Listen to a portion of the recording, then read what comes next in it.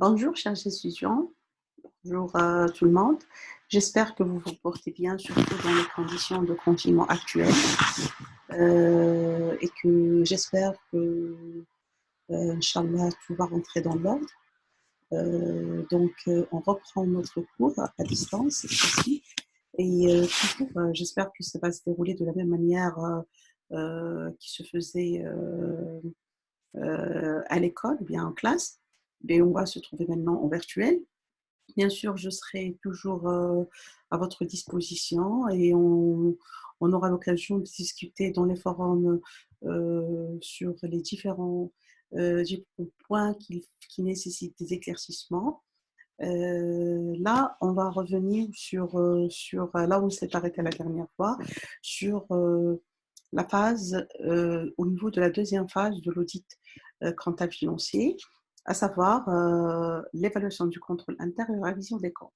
On va commencer dans un premier temps avec l'évaluation du compte, plutôt du contrôle interne. Et à ce niveau, donc, notre plan, ça va s'articuler autour des points suivants. On va mettre lumière sur les notions générales qui portent sur la caractéristique du contrôle interne et sur les éléments constitutifs du contrôle interne. Et bien sûr, on va connaître le rôle du contrôle interne dans la démarche de l'audit. Après, on va procéder à l'évaluation du contrôle interne à travers la prise de connaissance des procédures, également les techniques qui permettent l'évaluation du contrôle interne et comment peut-on exploiter les résultats de l'évaluation du contrôle interne dans la deuxième étape de la deuxième phase, qui est la révision des comptes. Donc, comme je vous ai dit avant, le contrôle interne reste une étape indispensable dans la démarche de l'audit, évidemment, parce que avant, au départ, l'audit, il se limitait à la révision des comptes. Donc, lorsqu'on parlait de révision des comptes, il contenait juste 3 étapes. Bon, il contient toujours les 3 étapes, mais il en a renforcé la deuxième étape. Donc, à ce niveau, on peut dire que la première étape, elle s'est limitée à la révision des comptes, la prise de connaissance, et la deuxième, c'était la révision des comptes, et après, l'élaboration du rapport. Avec les scandales financiers ou les bons financiers, et surtout qui a fait le boom, c'était la société Enron. Cette société Enron, qui avait toujours les comptes certifiés, et qui dit certifié, dit automatiquement que ces états de synthèse répondent au principe de l'image fidèle. Alors que cette société, ou bien cette entreprise, elle n'enregistrait pas euh, réellement les opérations telles qu'elles sont faites. Par exemple, c'était une entreprise qui connaissait des difficultés financières, euh, difficultés, on va dire, de trésorerie, de liquidité, et elle voulait alimenter sa trésorerie à travers les crédits. Et vous savez très bien que l'enregistrement des crédits se fait automatiquement dans les comptes ou bien l'imputation du compte euh, emprunt auprès des établissements de crédit. Dans ce cas, cette écriture va entraîner la diminution ou bien la dépréciation de sa valeur du patrimoine et par la suite sa valeur et qui a des répercussions sur les répercussions sur la valeur boursière. Et dans ce cas, il fallait trouver un moyen d'enregistrer ces opérations sans passer par les comptes patrimoniaux. Donc, on les a enregistrés dans le compte de gestion et donc dans les comptes des produits charges. Et on les a enregistrés comme étant une opération de vente et d'achat de gaz, alors que c'était pas vraiment la nature des opérations effectuées par la société Enron. Et à partir de là, donc on peut dire que le principe de l'image fidèle, il n'était pas respecté, il y avait une violation. Et donc, il fallait revenir sur cette certification accordée à cette entreprise, et pourtant elle ne répondait pas à ce principe.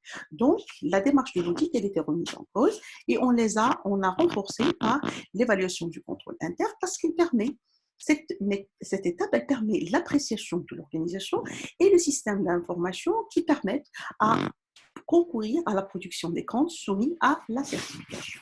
Donc, cette démarche, avant d'aller plus loin, donc là, je commence par la définition, ce qui est déjà, qu'est-ce qu'on entend par le contrôle interne, parce que pas mal d'étudiants confondent le contrôle interne avec avec les autres types de contrôle hiérarchique ou inspection ou contrôle de gestion. Parfois, il y en a qui le croient comme étant une fonction à part, comme étant un service à part, mais finalement, c'est pas une fonction, c'est pas un service, mais plutôt, d'après les différents organismes agréés qui permettent de donner définition, on trouve, ils tournent autour de la même chose, ils le représentent comme étant un ensemble de mesures de sécurité, un ensemble de procédures de contrôle qui ont qui ont un seul objectif, c'est la maîtrise de l'entreprise.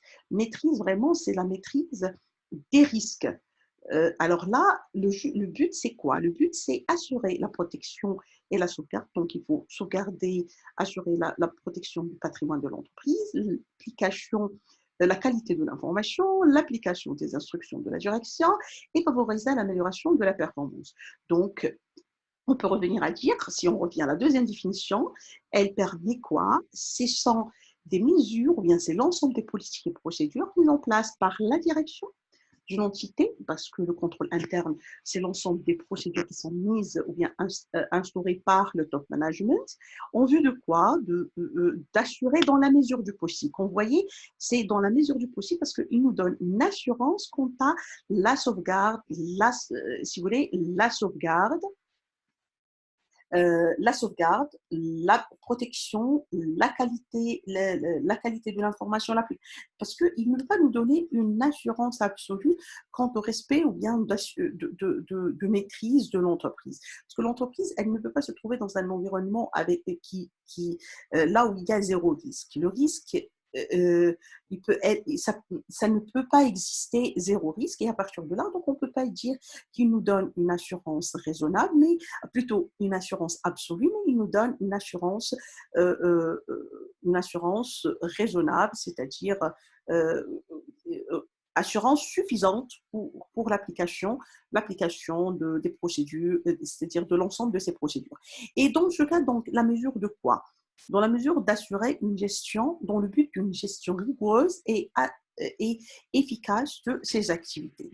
Donc, l'ensemble de ces procédures implique le respect des politiques de gestion, la sauvegarde des actifs, la prévention également, la détection des irrégularités, inexactitudes, l'exactitude de l'exhaustivité des enregistrements comptables, l'établissement en temps voulu de l'information et surtout de l'information fiable. Donc, je peux résumer que le système de contrôle interne, c'est un système qui a pour objectif, donc je reviendrai sur ce point, l'environnement de quoi il est composé, mais juste pour dire, avant de revenir à ça, on veut dire que c'est un ensemble de procédures qui désignent les politiques et procédures définies par la direction afin d'atteindre les objectifs spécifiques de l'entité complémentaires à l'environnement général du contrôle interne.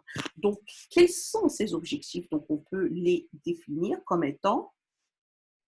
Bon, ça revient, on va dire, parce que c'est juste un rappel, on a déjà vu ça. Donc, il revient à pas mal, ils reviennent sur les mêmes points, ou bien il évoque les mêmes points. C'est que les objectifs du contrôle interne, c'est la sauvegarde du patrimoine et sa protection, la qualité de l'information, en particulier l'information financière, l'amélioration, on va dire, l'application des instructions de l'application, et l'ensemble de ces objectifs contribuent à l'amélioration de la performance et par la suite de la pérennité de l'entreprise.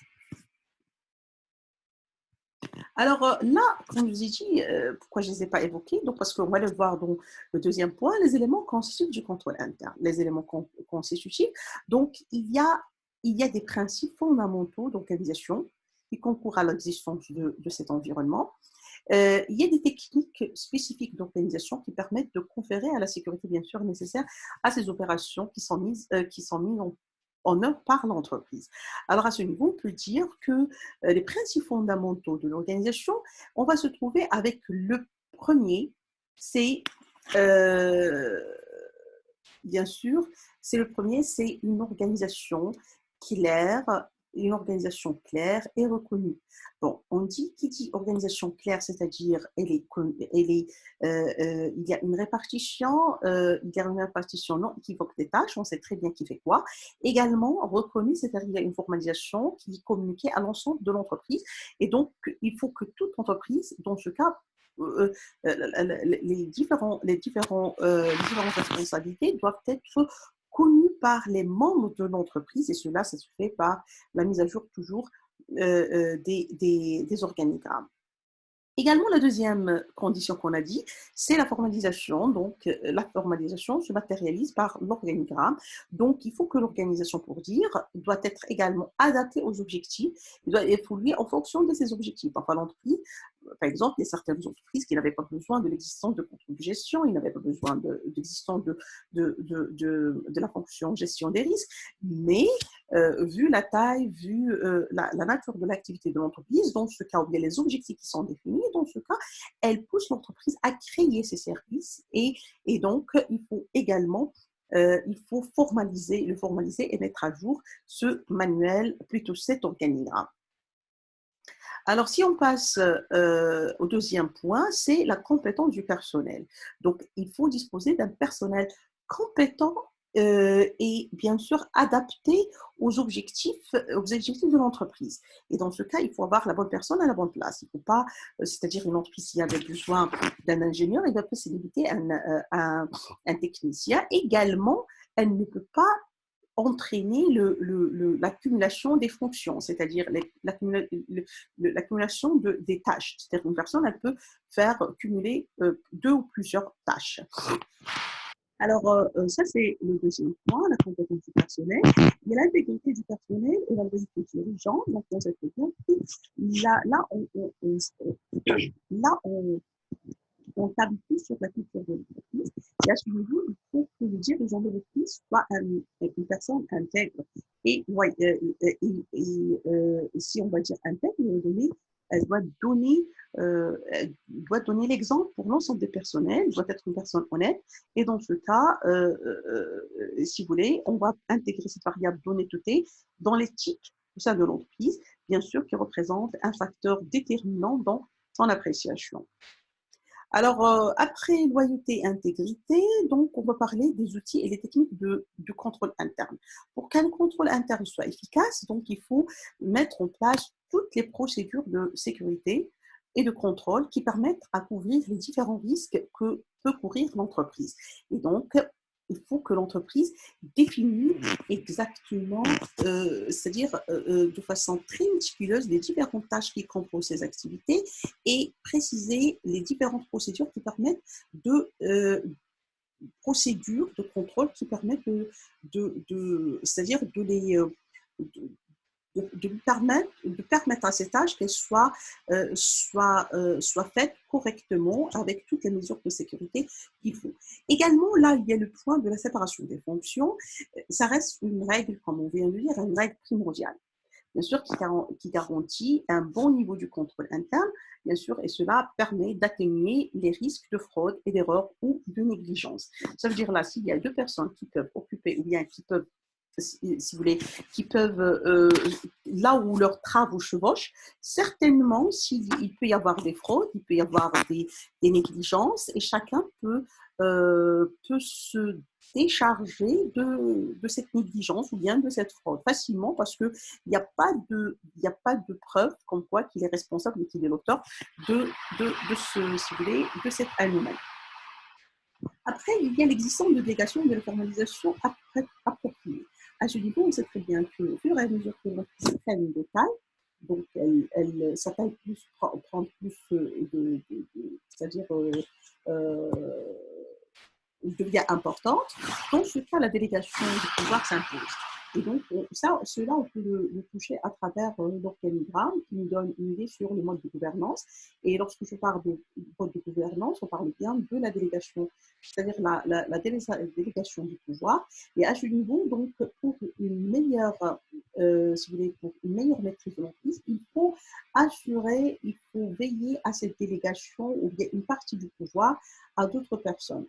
Et bien sûr, alors tous ils peuvent se trouver dans l'obligation de subdéléguer leur pouvoir. Et à ce niveau, on va se trouver avec un quatrième point, je crois, c'est celui de le contrôle de la subdélégation. Et donc, là, je trouve le système s'apprécie bien sûr en fonction des éléments parmi lesquels figure notamment la formalisation de la délégation et l'approbation des subdélégations par le niveau supérieur. C'est-à-dire là, on peut se trouver avec Par exemple, lorsque je parle, c'est pas pour un bon, c'est pas pour lancer une opération d'achat et pour émettre un bon commande, pour qu'il faut devenir le directeur. Mais pour là, il faut que ce soit une personne, il faut déléguer le pouvoir à un responsable, un service, et là, chapeauté par le responsable d'achat qu'on a formalisé cette délégation, à qui on a formalisé cette délégation par une note, d'où il a la possibilité d'émettre ces bons de commande qui matérialisent l'opération de l'achat. Il y a le principe, donc il faut toujours veiller au principe de la séparation des fonctions. Par exemple, au niveau du service comptabilité, on croit que la comptabilité se limite uniquement à l'opération de l'enregistrement ou l'imputation comptable des comptes, mais plutôt, elle peut également se trouver avec la facturation, le service facturation. Donc, toujours dans le service comptabilité, on peut se trouver une personne chargée de la facturation. Une personne, donc, ce qui fait là, l'entreprise peut se limiter uniquement à une seule personne. Et cette personne, elle peut se charger et de l'établissement des factures, et les facturations, et si vous voulez, l'enregistrement comptable. Et donc tout ça, c'est-à-dire c'est une violation du principe du contrôle interne. C'est-à-dire qu'on va se trouver avec c'est-à-dire l'accumulation euh, des fonctions, bien des tâches. Il y a la supervision, comme on a dit, des délégations. Donc, la mise en place d'une supervision permettrait aux délégataires de s'assurer que la délégation est exercée conformément à ce qu'elle a été définie. Et ça rejoint l'idée qu'on a dit tout à l'heure. Il y a toujours une vérification et une veille sur cette délégation si vous voulez, de cette délégation de pouvoir. Également, on peut se trouver comme par un autre point qui représente parmi les principes du contrôle interne, c'est celui de la restructuration des accès. Donc là, il ne faut pas exposer le patrimoine de l'entreprise, ou bien certains fichiers qui contiennent des informations très importantes à l'accès de l'ensemble des personnels de l'entreprise. Et donc là, vous l'exposez au risque soit de vol ou de vol ou de détournement. Et dans ce cas, il faut qu'il faut s'assurer de la restriction d'accès du personnel à certains documents, bien sûr, certains fichiers ou applications informatiques, également de certains lieux, par exemple, tels que les stocks, par exemple. Et il faut limiter le nombre des gens qui peuvent accéder, bien sûr par une note. Il y a également le point de la protection physique. Donc, certains documents ou certains matériels sensibles doivent être protégés. Si je prends rien que sur les documents, on peut revenir sur les pièces comptables, à savoir là, les pièces, on revient les pièces de la trésorerie, on peut parler des chèques, des effets de commerce, ou bien l'argent liquide. Donc là, il faut que ce soit protégé, il faut le mettre dans des coffres-forts, par exemple, la fermeture à clé, et également les salles informatiques, là où il y a le matériel susceptible d'être volé, la surveillance de stock, ou bien également c'est la protection physique.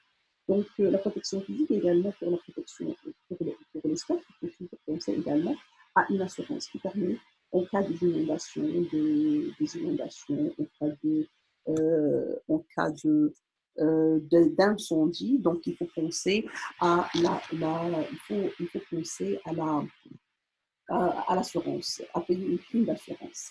Alors, également, il y a l'autocontrôle. Donc, l'organisation généralement des points de contrôle indépendamment de toute intervention extérieure. C'est-à-dire, là, vous savez très bien que si je prends, par exemple, je prends rien que l'opération achat, qu'on va le voir par la suite. Donc là, dans le circuit d'achat, par exemple, il y a pas mal de moyens qui permettent à l'entreprise de vérifier si vous voulez, le déroulement, le fonctionnement de ce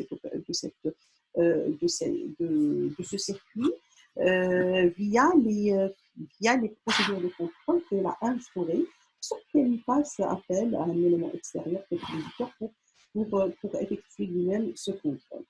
Donc, pour les pistes d'audit, donc à ce niveau, on peut dire que La prise d'audit repose sur la possibilité de valider une information, une procédure, bien sûr, en remontant dans le temps. Donc, c'est ce que j'ai parlé, j'ai évoqué comme étant le circuit, donc faire un montage, c'est-à-dire à travers une pièce comptable, on peut remonter, ou bien on peut faire ce qu'on appelle le flowchart. Donc, on peut faire remonter à la source et à travers, c'est-à-dire de passer à travers tous les points qui sont intégrés par le circuit d'achat, par exemple.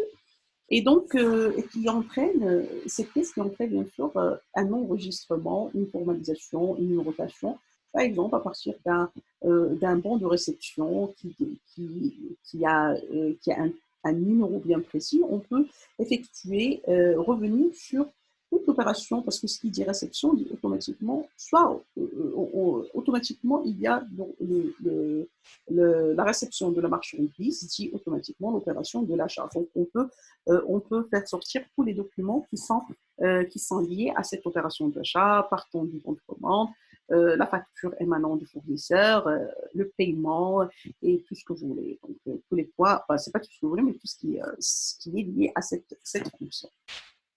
Alors, bien sûr, comme tout système, il a ses limites. La première limite, c'est qu'il ne donne pas une garantie absolue, comme on a dit tout à l'heure. Rien qu'on peut toujours assister à une défaillance humaine ou une erreur d'appréciation ou une mauvaise compréhension d'instructions qui ne sont pas toujours formalisées. Donc, problème de communication. Donc, il peut y avoir une défaillance concernant le système du contrôle interne. Également, le contrôle interne, comme je disais tout à l'heure, il ne donne pas une assurance absolue sur la fiabilité de l'ensemble des procédures mises en place pour maîtriser, maîtriser maîtriser l'entreprise et atteindre la performance et assurer sa pérennité. Dans ce cas, c'est suite à quasi-absence. On ne peut se trouver, comme j'ai dit tout à l'heure, on peut se trouver avec un zéro risque. Alors, je peux dire la deuxième défaillance, on ne peut pas dire la défaillance, mais on peut dire la deuxième limite du contrôle interne, ça concerne le coût, parce que la mise en place du contrôle interne nécessite des coûts très importants, le fait de recruter d'autres personnes, le fait de renforcer le personnel, le fait de faire appel à c'est-à-dire de payer des assurances pour sauvegarder le patrimoine, etc. Donc, ça génère des coûts et c'est pas toujours à la possibilité, à la portée, si vous voulez, à la portée des PME de le mettre en place, bien que le retour d'investissement, il est bien sûr dans le long terme. On peut l'avoir dans le long terme, mais les entreprises, les PME, c'est-à-dire connues par ou bien caractérisées par leur précarité financière, ils se trouvent dans l'incapacité de mettre en place ce système de contrôle interne, bien qu'il est bénéfique pour elles. Alors, après avoir présenté le contrôle interne et ses principes, les éléments constitutifs de son environnement, donc on va procéder à l'évaluation du contrôle interne. Donc, si on part de l'évaluation du contrôle interne, donc on va passer par les points suivants. C'est la description des systèmes et des procédures, la confirmation de la compréhension du système, l'évaluation préliminaire du contrôle interne.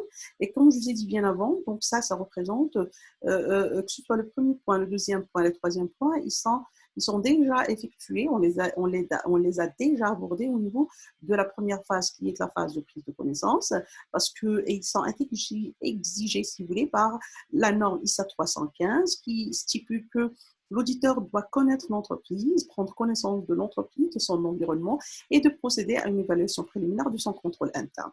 Donc réellement, la deuxième phase commence à partir du quatrième point, c'est la confirmation de l'application des points forts du système et l'évaluation définitive du contrôle interne. On a dit que dans la première phase, qui est la phase de prise de connaissance, là, on a dit que l'auditeur, après collecte de toutes les informations et à travers soit des entretiens et des interviews menées auprès du personnel et également auprès de la direction de l'entreprise, il a complété ces interviews par des questionnaires de prise de connaissance pour prendre connaissance plus de l'entreprise, pour qu'il puisse procéder au découpage correct du sujet audité, et également pour minimiser le risque attaché à lui, ce qu'on appelle le risque de non-détection. Alors là, l'auditeur, il procède dans le troisième point à l'évaluation préliminaire du contrôle interne. L'évaluation préliminaire du contrôle interne, donc ça, c'est à travers ce document, c'est-à-dire cette évaluation, il va dégager les points forts qu'il a décelés euh, comment dirais-je, à partir des informations et les documents, les informations euh, entendues ou bien observées ou bien formalisées, il a détecté, donc il va dégager les points forts de l'entreprise, qui sont toujours des points forts théoriques, et les points faibles, on ne peut l'assimiler les points faibles théoriques parce qu'une faiblesse, c'est une faiblesse. Mais là, c'est-à-dire toute l'évaluation du contrôle interne va se limiter à étudier les points forts théoriques pour voir est-ce qu'ils sont vraiment, c'est-à-dire pour les évaluer, la véracité ou bien l'existence de ces points forts, ou bien ils restent théoriques. C'est pour ça qu'on les appelait théoriques parce qu'ils sont juste collectés parce que suite à l'étude de la documentation, c'est-à-dire à travers les manuels des procédures, ou bien à travers les rapports d'activité, ou bien les autres documents qui étaient nécessaires pour la prise de connaissance, ou également les informations, les notes qu'il a tirées suite à des entretiens et des interviews. C'est pour ça qu'on parle de compréhension. Alors, la confirmation de l'application des points forts, donc, ça représente la deuxième phase qui est la phase de l'évaluation du contrôle interne. Alors, je ne vais pas tarder sur ce point parce qu'on l'a déjà évoqué avant. Donc, pour la description des systèmes et des procédures, donc on a déjà parlé que l'auditeur, tout au long de sa mission, donc il collecte des informations pour rien oublier, et donc l'oubli, ça représente un risque qu'on peut qualifier de risque de non-détection. Il peut passer à côté de certains points anomalies qui peuvent impacter le principe de l'image fidèle. Dans ce cas, il est obligé d'enregistrer toute information de ce qu'on appelle un mémorandum et de dresser ce qu'on appelle les diagrammes de circulation. Donc, et après, il va passer à la confirmation de la compréhension du système avant de passer à l'évaluation préliminaire du contrôle interne. Donc, c'est un détail, enfin, ce que j'ai détaillé avant dans la présentation du plan de ce deuxième volet d'évaluation du contrôle interne. Donc, il y a après la confirmation de l'application des procédures, plutôt des points forts du système. Bon, j'ai oublié là, c'est les points forts théoriques du système. Et après, donc, on parle à l'évaluation définitive du contrôle interne. Ça, c'est le document de synthèse qui va dresser le pont vers la deuxième étape qui est qui est l'étape de la révision des comptes. Donc, on a schématisé l'ensemble de ces points à travers ce document. Donc, l'évaluation. Là, vous savez, il y a une partie parce que là, quand vous le voyez, il y a une partie qui fait, si vous voulez, qui s'intègre dans la phase de prise de connaissance et une autre qui s'intègre dans la deuxième phase. Donc là, c'est parce qu'on a traité à part l'évaluation du contrôle interne. Donc c'est pour ça j'étais obligée de faire on était obligé de faire ce schéma. Donc si vous voulez, ça s'arrête la phase de prise de connaissance du moment qu'on dégage les forces théoriques et les faiblesses théoriques. Et c'est dans la deuxième étape, qu'on commence l'évaluation du contrôle interne. Ça commence à partir de la phase de détermination, la phase de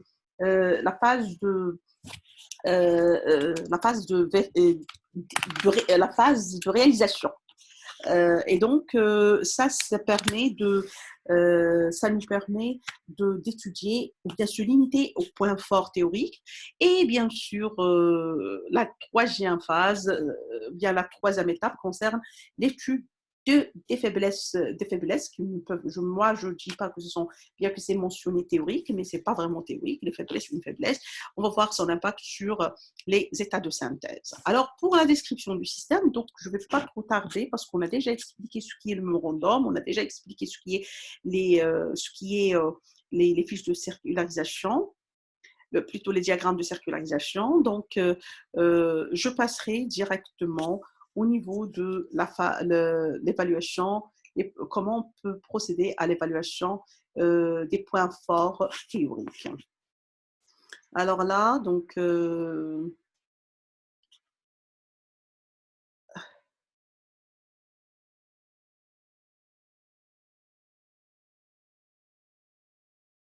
bien sûr, la vérification peut se faire par l'observation directe ou la confirmation verbale, donc ce qu'on a dit bien avant. Bah, tout ça, on l'a déjà expliqué lors de la dernière séance. J'étais obligée juste de mettre le point sur certaines parties qui sont très importantes. Euh,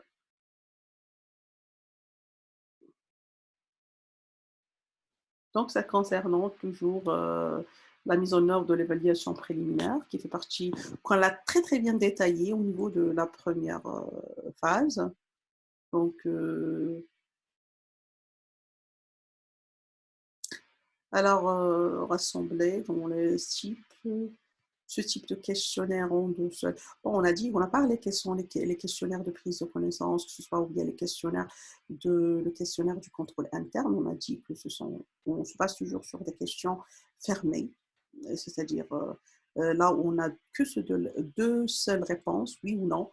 Par exemple, les doubles des factures sont-ils dès leur réception ou dès leur tirage marqué duplicata? Donc, si on ne fait pas duplicata, dans ce cas, on peut se trouver avec le risque de double comptabilisation, évidemment, double règlement. Par exemple, les doubles des factures non employées dans le circuit des achats sont-ils détruits? Alors, dans ce cas, on peut se trouver avec le risque de double comptabilisation, évidemment, le double règlement.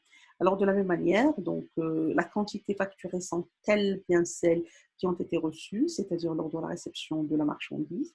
Donc, est-ce qu'on fait un contrôle de conformité, un rapprochement entre facture et bon de réception et qui doit être visé par le magasinier? Si ça ne se fait pas, dans ce cas, on risque de se trouver avec inscription de charges non conformes à la réalité.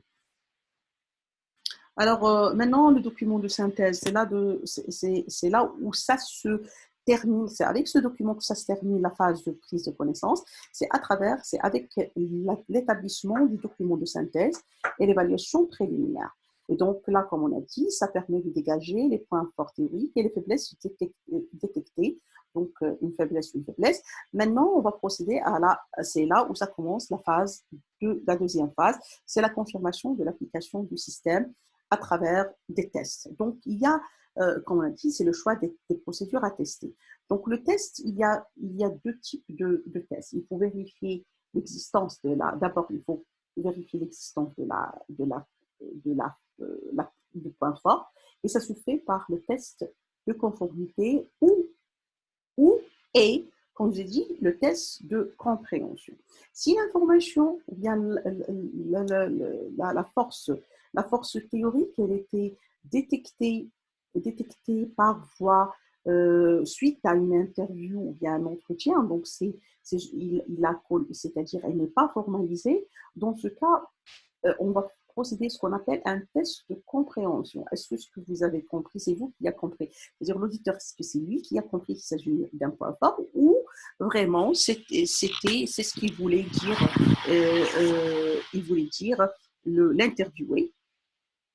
Ou donc c'est qu'on parle du test de compréhension ou bien le test de conformité, par exemple, le point fort, il était déjà enregistré, bien ça se trouve dans les procédures, le manuel de procédure, et à partir de là, donc on peut dire qu'on est en train de vérifier ce qui est écrit à la réalité, bien par rapport à la réalité. Parfois, le manuel de procédure n'est pas toujours comme on le sait tous, donc c'est pas toutes les entreprises disposent d'un manuel de procédure formalisé.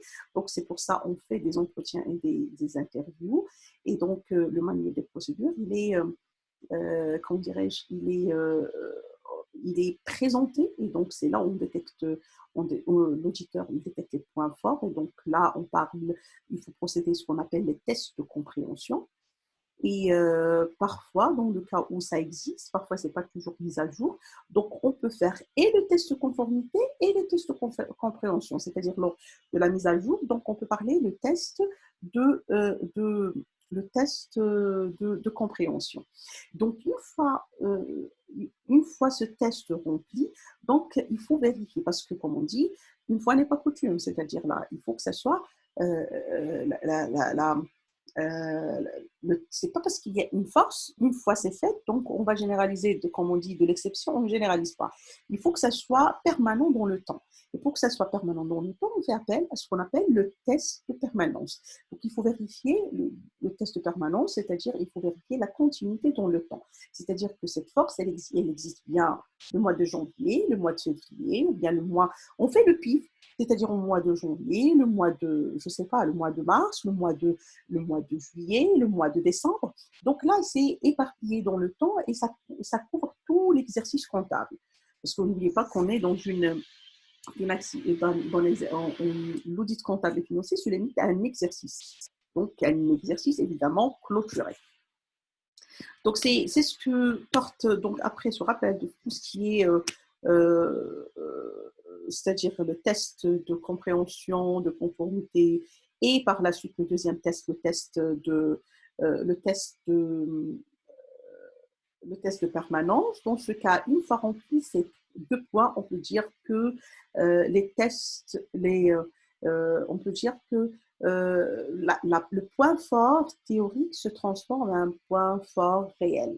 Donc, et si jamais il remplit un seul cas, c'est-à-dire un seul test, il ne remplit pas l'autre, donc évidemment, on ne peut pas passer au test de permanence avant de passer par le premier test, le test de conformité ou de compréhension. Et donc, s'il n'est pas rempli le premier, donc ce n'est pas la peine de passer au deuxième. Et donc, parfois, le premier test, il est rempli, le deuxième, il n'est pas. Dans ce cas, ça devient une faiblesse. Cette force théorique, elle se transforme en faiblesse, et elle rejoint la famille des faiblesses qu'on va étudier dans la deuxième étape, qui est la révision des comptes. Donc là, par exemple, si je prends le cas d'un point qui était étudié, donc c'est est-ce que les ventes dans le questionnaire du contrôle interne, est-ce que les ventes à crédit peuvent être faites à des clients non solvables? On a répondu non, parce qu'il existe un fichier des limites autorisées par client, fichier alimenté par des données. Là, ce n'est pas mentionné dans une manuel des procédures. Quand vous voyez, c'est suite certainement à un entretien avec le responsable, un responsable dans le service du contentieux. Celui-là, parce qu'on va voir les différents services, les intervenants dans la fonction vente. Là, une opération de vente, elle était conclue à crédit. Donc là, suite, c'est-à-dire l'entretien, on lui a répondu qu'il y a c'est-à-dire là, le responsable a précisé que les crédits s'accordent à partir d'un certain plafond. Certains plafonds, on ne peut pas autoriser c'est-à-dire on ne peut pas autoriser le crédit. Donc, les fichiers sont toujours alimentés par des demandes d'enquête auprès d'une société, c'est-à-dire il y a toujours une mise à jour des données sur le client. Alors là, l'auditeur peut tester. On va passer dans ce cas, puisqu'il a collecté l'information suite à un entretien ou à une interview. Dans ce cas, il va y avoir un test de compréhension avec un test de permanence. Donc, on va tester de compréhension. Donc, on va s'assurer sur quoi? Que les factures émises ne dépassent jamais les limites autorisées, c'est-à-dire qu'ils ne dépassent pas le plafond, et que le fichier des limites autorisées a bien été mis à jour périodiquement. Et à partir de là, c'est-à-dire, là, on va prendre un client et on va voir est-ce qu'il a dépassé, ils ont dépassé le plafond, et également ce client, est-ce qu'on a toutes les données, la base de données concernant ce client, elle est mise à jour ou pas. Donc, on prend un échantillon un échantillon représentatif de la population des clients de l'entreprise, et on va voir est-ce que le plafond, il est dépassé, et à partir de là, s'il n'est pas dépassé, s'il est dépassé, donc automatiquement, on s'arrête là et on dit que ça ne représente pas une force. S'il n'est pas dépassé, donc on passe à la deuxième, c'est que est-ce que les limites, il y a une mise à jour de la base de données. Et là, si on vient, on va voir pour le reste, pour le reste de la population, plutôt de l'échantillon. Alors là, pour le test de permanence, donc c'est là, c'est le premier, ça c'est un test de compréhension, et après c'est le test de permanence. Donc l'objectif, comme on a dit, de ces tests est de prouver le fonctionnement des procédures, et on ne met pas en évidence de se contenter de l'examen d'une. On ne va pas se mettre, c'est-à-dire, on ne peut de toute évidence se limiter à deux, comme on a dit, de l'exception, on ne peut pas généraliser à un ou deux cas, on peut généraliser si vous voulez le test, mais plutôt il faut que ça soit réparti sur tout au long de l'exercice et il couvre une couverture assez large de la population étudiée. Alors, l'évaluation définitive du contrôle interne, donc, elle se boucle avec elle se termine par un document de synthèse. Ce document de synthèse, il permet de présenter les points forts et les points forts réels et les points faibles qui vont être étudiés dans la deuxième phase, qui est la phase de la révision des comptes. Donc, j'espère que euh, la présentation, ou bien maintenant pour vous, le contrôle interne et l'évaluation de ce contrôle interne est clair. Donc, on aura la possibilité dans un autre cours de voir les différentes listes des modules de contrôle. Donc, on va avoir le découpage standard des entreprises en 6 fonctions. Bien sûr, on peut les découper autant qu'on veut selon le sujet audité. Mais là, nous, dans notre cas, on va se limiter à l'équipage standard. Et donc, on va passer par la fonction achat fournisseur, par la vente client, donc par le stock. On parle là des valeurs d'exploitation, des immobilisations, on parle bien des investissements, paie personnelle et trésorerie qui comprend la caisse et les banques. Donc, jusque-là, je vous dis merci pour votre attention et j'espère que j'étais assez claire et je répondrai à toutes vos questions, Inch'Allah, au niveau de la plateforme. Donc, je vous remercie. Je souhaite bon courage. Salam alaikum.